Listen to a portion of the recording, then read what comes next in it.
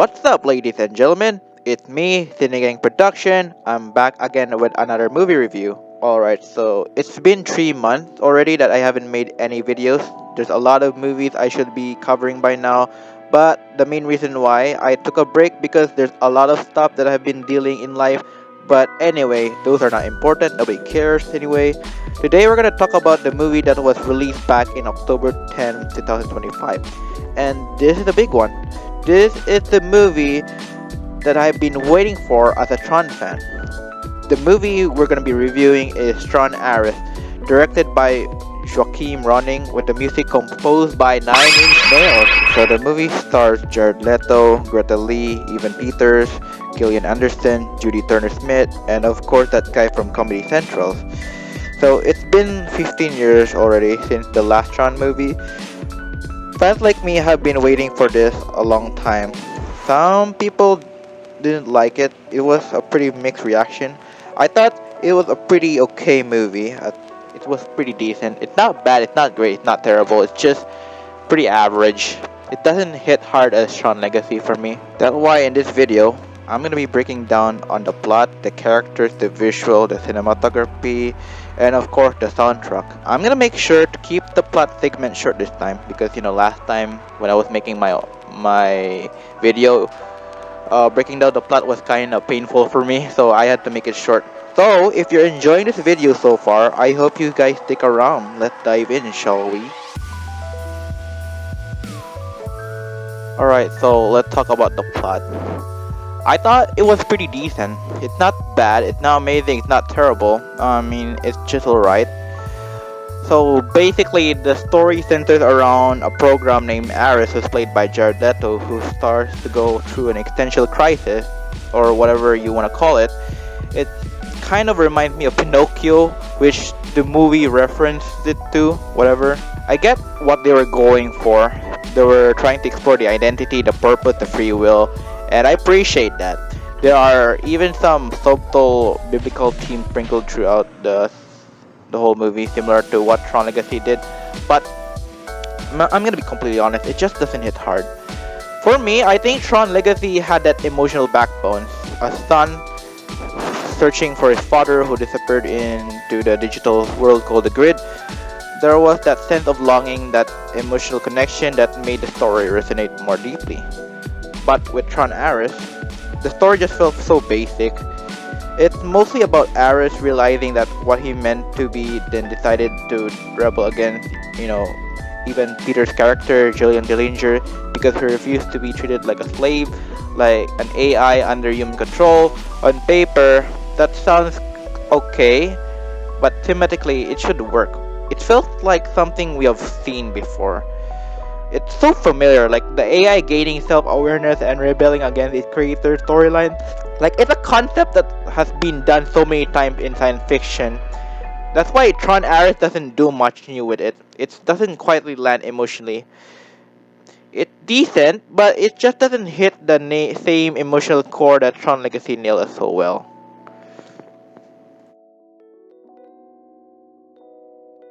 Honestly, this is where the movie shines the most. I was actually surprised when I learned that the cinematography for Tron Ares is actually Jeff Cronenweth. If you don't recognize the name, you definitely recognize the movie he works on. He did Fight Club, The Social Network, Gone Girl, The Girl with the Dragon Tattoo. He's basically one of David Fincher's go-to cinematographers. So you already know the man has his own style. And that style definitely shows here. There are a lot of beautifully composed shots, clean, controlled lighting, very sharp visual storytelling. Nothing feels messy or cheap. It's not mind-blowing to the point where I was losing my mind in theater, but it's generally good. I enjoyed it. It's solid, polished work. Now, for the visual, the aesthetic, yeah, it's pretty stunning. Very reminiscent of Tron Legacy in a good way. The sleek neon cybertech vibes, it's still there. Slick environment, glowing suit, cool vehicle design, the whole Tron identity is still alive. But at the same time, it doesn't really elevate beyond that. It looks great, but it doesn't do anything. It's more like, yep, this is Tron, this is beautiful. I've seen this vibe before. It's still nice. So overall, visually and stylistically, stunning, clean, stylish. Well, it's not groundbreaking, but whatever. I still enjoy it. Now let's move on to the characters. Overall, I think the cast is fun and enjoyable. Are they on the same emotional level as the characters from Tron Legacy or even Tron Uprising? I'm not sure. But they're still entertaining to watch, and I didn't find anyone outright bad in the role. Now, for Jared Leto as Aris, I understand that there are so many people who have issue with Jared Leto as a person because of some controversy or whatever. I'm not gonna go into that because, like I said, we're gonna talk about the character's performance in this film. I think for me, he did a pretty good job. He has a moment where he can come off a bit cringeworthy, but honestly, this is way better than his Joker performance. And he works pretty well, sincerely, and I actually enjoyed him more than I thought I would. So now for Evan Peters as Julian Dillinger. Now for Evan Peters, for me, is one of the most talented actors out there. I love him as Quicksilver. He was terrifying as Jeffrey Dahmer, and here, he's also great as Dillinger. His character is a little cartoonish and over the top, but well, that's kind of the point. He's fun, memorable, and has presence, and even always know how to make a role very interesting. Now for Greta Lee as Eve Kim, she was also solid. I don't really get the hate she's been getting. She's not some cliche girl boss Mary Sue like people are exaggerating online. She played her role well. She's grounded. She fit the tone. She did fine. Some people just like to complain. Now for Gillian Anderson as Julian's mother, it was also great. Honestly, she brings class to everything she's in. The rest of the supporting cast is fine. Not stand out, but not bad either. Now, I'm gonna talk about the biggest disappointment for me. We don't get to see Garrett Hedlund and Olivia Wilde and Bruce Buckleitner and Killian Murphy back as Sam, Cora, Tron, and Edward Dillinger. I was kind of disappointed. The only thing we see Sam and Cora was in an archival post. We don't get to see them cameo on the big screen. I was expecting Sam to appear at the end of the movie because people were like speculating that Sam was riding the Ducati bike that his father drove, but sadly it was just Jared Leto. We also don't get to see Bruce Buckleitner as Tron. I mean, I understand that mostly people were like complaining that why is it that you know there's a title Tron Aris, but we don't get to see Bruce Buckleitner as Tron. But I don't know. I still want to see him again as Tron. Now for Olivia Wilde as Cora, I don't know. I mean, I'm glad we get to see her again, but only as a picture. I mean, she was doing well. A lot of people were like complaining about the way she looks as Cora because she looked balding. I don't want to make fun of her look. Now for Killian Murphy as Edward Dillinger Jr., as we see from Tron Legacy, from what I heard, he was supposed to be like the biggest villain of Tron Ascension after Tron Legacy, but sadly it never went forward because Killian Murphy now is famous for his role as Oppenheimer. There were so many unresolved story threads from Legacy that could have been continued or concluded here. And the movie just doesn't touch any of them. It sucks. The one thing that I was really happy to see was seeing Jeff Bridges return as Kevin Flynn. And yeah, he's still great.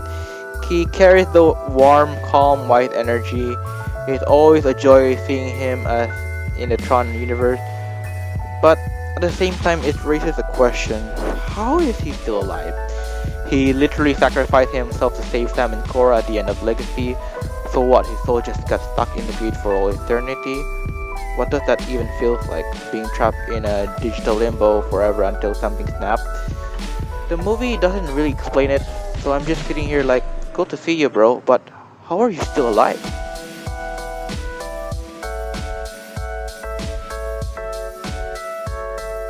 Alright, so let's talk about the soundtrack. The one we're really excited to talk about. I'm gonna be honest, I always been a huge fan of Daft Punk's score for Tron Legacy. I grew up with the soundtrack. I had it on repeat since December 2010 when I was still like a child. Their music just didn't sound good. It felt like it was entering the grid itself. It was immersive, emotional, and visual just through sounds alone.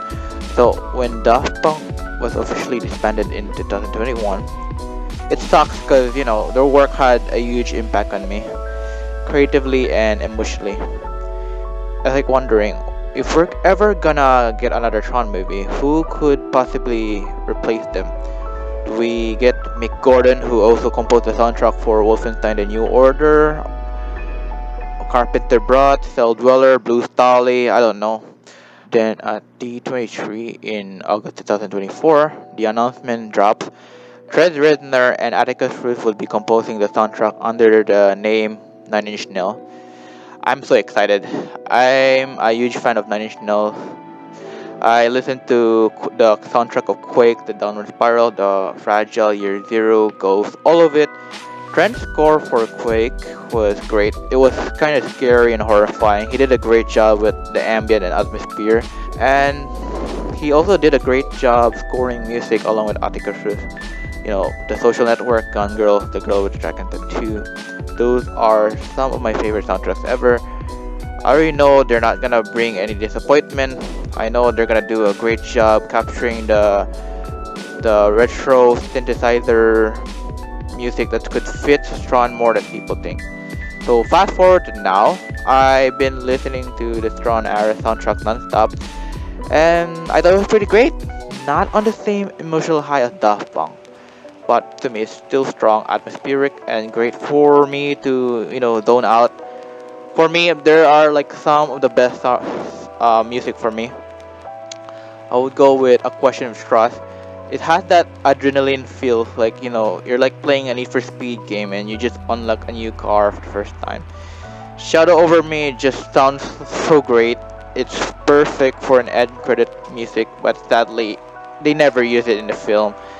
Now, for Building Better World, it reminds me of Koyaanisqatsi that was composed by Philip Glass.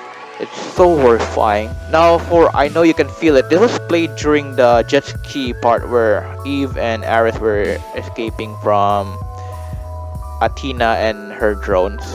Now, what else? Who Wanna Live Forever? I know many people were confused because they thought it was like a cover for Freddie Mercury's Queen, but I don't know. This one is more emotional to me. I mean, oh my gosh, man, the lyrics for me was haunting and sad. It's like I'm starting to have an existential crisis whenever I listen to this track. Because let's be real, who wanna live forever, right? I mean, no one's gonna live forever, and that's the worst part. We don't know what's gonna happen. But anyway, both of the soundtracks were great. I love it. I love everything about it. And I will still listen to them 24/7. I don't care. Now here's the important part. Daft Punk and Nine Inch Nails, they brought two different identities to Tron. For me, Daft Punk captures that inspiring heroic mythique, almost like Hans Zimmer-like in scale. Now for Nine Inch Nails, it's kind of colder and more existential. It's like when Carlos meet John Carpenter, meet Philip Glass with a touch of Massive Attack and Radiohead. They both work. They really fit the world of Tron in different eras and tone. But personally, I still love Daft Punk with all my heart. Their music defined Tron for me. But Trent and Atticus delivered something meaningful too, something to expand the world instead of copying it. And that's the best way they could have honored it. Alright, so here's my final thoughts about the movie. Tron Ares is a fun movie. It's definitely one of the films that is good to watch with your friends and family. Well, I completely watched it all alone. But hey, I still had a good time. It's not amazing, it's not terrible either. The movie has its flaws, it has things that could have been done better, but there's also a lot to enjoy if you let yourself just vibe with it. Is it my favorite Tron movie? No, absolutely not. Tron Legacy is still the best movie for me. But Tron Ares, it's still a fun movie, and I'm gonna be honest, I don't regret watching it. I might watch it again once it drops on digital.